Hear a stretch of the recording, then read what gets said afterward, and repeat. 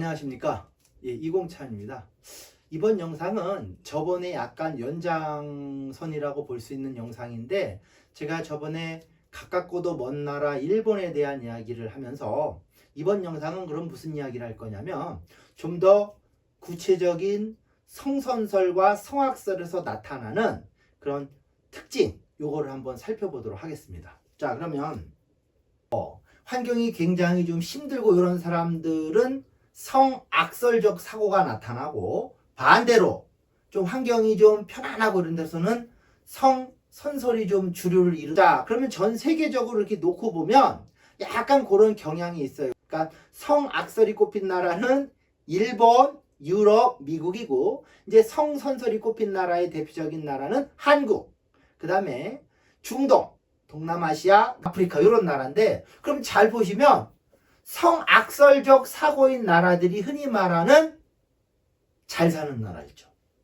그리고 성선설로 사는 나라들이 보면 좀 개발도상국 아니면 후진국이라고 얘기하죠. 경제적인 논리로 놓고 봤을 때. 자, 그게 왜 그러냐면, 성악설적 사고는 자연을 인간이 개발할 수 있다는 일념하에 적극적 개입을 했기 때문에 좀 발전이 일어났고, 성선설적 사고방식은 주어진 세팅 자체가 완전하다고 봤기 때문에 좀 개발에 좀 무뎠던 거예요. 이제 그러면 그 무슨 사건이나 이런 게 있을 때 어떻게 그거를 받아들이는지 봐야 되는데, 여기서 그러면 빠진 나라가 어디 있습니까? 중국이잖아요. 중국은 그러면 성악설이냐 성선설이냐? 이 중국은요 조금 예외적인데, 힘의 논리, 쉽게 말해서 성악설은 뭔가 보이는 힘의 논리로 갔을 때는 중국에는 성악설이 좀 지배를 합니다. 그래서 진나라, 한나라, 청나라, 지금의 중국은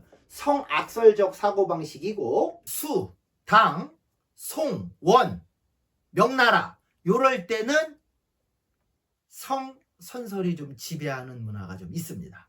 우리가 선비사자를 쓰면 성악설적 시각으로 보면 무사예요. 하지만 성선설은 선비가 됩니다. 그래서 이제 이런 차이가 있어요. 자, 그러면 우리가 그 성선설과 성악설로다가 이제 나눠보면, 그럼 이제 같은 사건이 있어도 서로 다른 시각으로 본다고 했잖아요. 그럼 이제 우리가 일본이라는 나라를 통해서 구체적인 한번 신뢰를 볼게요. 자, 그러면 우리가 첫 번째 이제 믿음에 대해서 한번 물어볼게요. 믿음. 우리는 신념, 믿음 이거를 어떻게 정의하냐. 우리는 나는 그 사람을 믿어. 그랬을 때 성선설적 사고에서는 바로 양심을 얘기합니다. 양심을 믿니? 내 본심을 믿니? 이런 시각이에요. 그런데 성악설적 사고방식에서는 기본적으로 사람들은 말입니다, 이 물질적 몸의 차원으로 놓고 보면 서로 달라.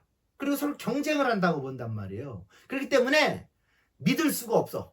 그래서 이제 어떨 때 믿냐? 기본적으로 너 죽고 나 살기죠.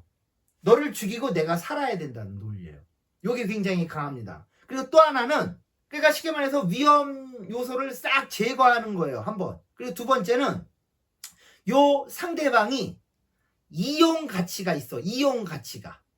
그러면 뭐를 만드냐? 자, 우리나라에는 그런 개념이 없는데 일본에 보면 오야분과 꼬붕이 있습니다. 그래서 그걸 친분 자분이라 그러는데, 쉽게 말해서 뭐예요? 꼬붕을 하나 둬서 내 말을 잘 듣게 하는 거예요. 그리고 세 번째는 이제 서로 힘이 비슷해.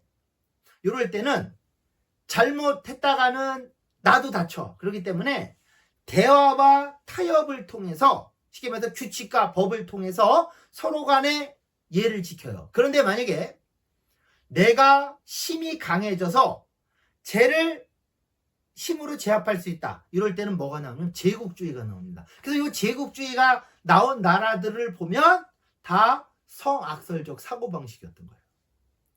자, 그래서 이렇게 믿음이 좀 달라요. 그리고 또 하나, 이제 부끄러움에 대해서 우리가 부끄럽다. 나는 왜 부끄러울까? 이거 놓고 보면 성선설적 사고방식에서의 부끄러움은 뭐냐? 양심을 어길 때 부끄러운 거예요. 양심을 어길 때. 그럼 내가 양심을 어겼어. 그건 굉장히 부끄러운 논리죠. 그런데 성악설적 사고방식에서의 부끄러움은 서로 힘의 경쟁에서 졌을 때 굉장히 부끄러운 거예요. 그러니까 내가 누군가랑 이렇게 있는데 쟤한테 두들겨 맞았어. 이건 굉장히 부끄러운 일이에요.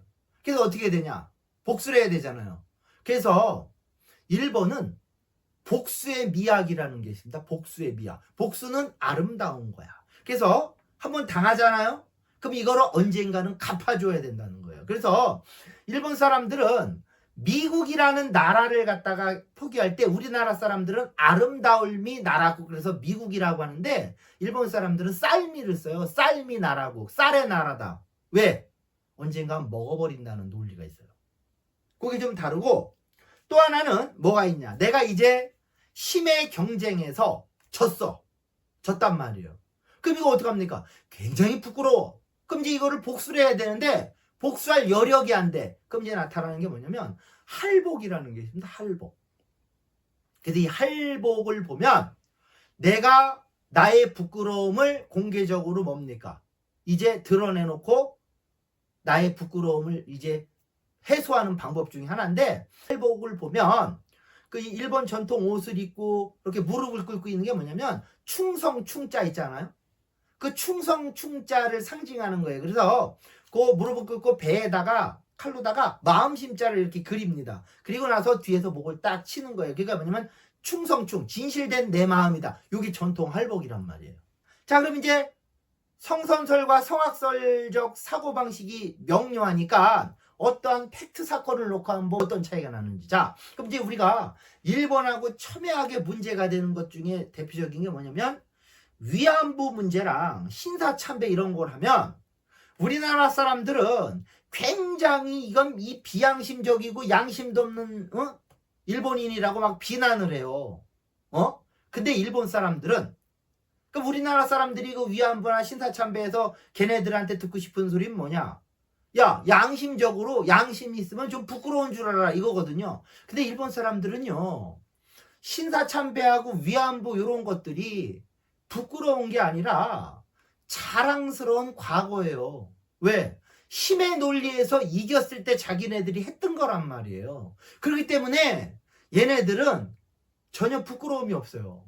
그럼 뭐냐? 단 법적으로 내가 그런 문제를 했을 때 책임이 있다? 그럼 그 책임에 대해서는 책임을 지겠다. 이런 논리란 말이에요. 그러다 보니까 위안부 문제라든지 뭐 전쟁 이런 거 보상금 우리한테 줬어. 그러면 더 이상 이제 법적으로 내가 할 이유가 있습니까? 없습니까? 없는 거예요. 그러다 보니까 왜 자꾸 위안부 문제를 들고 나오냐? 거기서 그런 논리라면 보상금 줬잖아. 근데 우리는 일본한테 이야기하는 건 좀 부끄러운 줄 알고 반성을 해라 이런데 걔네들은 그게 아니라고요. 반성이 아니에요. 과거에 잘 나갔던 그 시대에 뭡니까? 자랑스러운 역사란 말이에요. 이러니까 서로 동상이몽이 되는 겁니다. 그러니까 같은 사건을 두고 서로 다른 시각으로 바라보니까 해결이 안 되는 거예요. 그래서 이런 문제를 우리가 접했을 때는 일본 사람들은 이런 시각으로 보기 때문에 이런 문제들이 굉장히 좀 다르구나 이걸 알아야 돼요. 자, 그러면 일본이 우리를 식민지로 만들었었잖아요. 그럼 이제 그네들 입장에서는 뭡니까?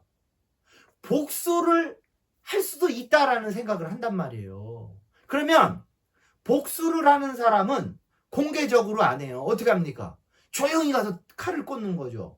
그럼 이제 일본 사람들은 딱 타이밍을 보고 얘네들이 복수할 마음이 있는지 없는지 이제 그거를 노리는 거예요. 근데 대표적인 게 이제 독도는 우리 땅 요게 뭐냐면 걔네들이 그런 얘기를 했을 때 한국인의 반응을 보는 거예요. 그래서 우리가 독도는 일본 땅이라고 하면 우리 이제 난리를 막 치고 이러거든요. 그럼 이제 걔네들이 봤을 때 아직 복수할 마음이 없구나.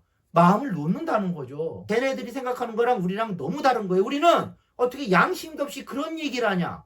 걔네들은 간보기를 하는 겁니다. 그런 얘기를 해서 얘네들이 복수할 마음이 있는지 없는지 그거를 거들떠보는 거죠. 그래서 이럴 때는 차분히 조용히 대응을 하는 게 걔네들한테 저 따끔한 일침의 가르침이 될 수도 있는 거죠.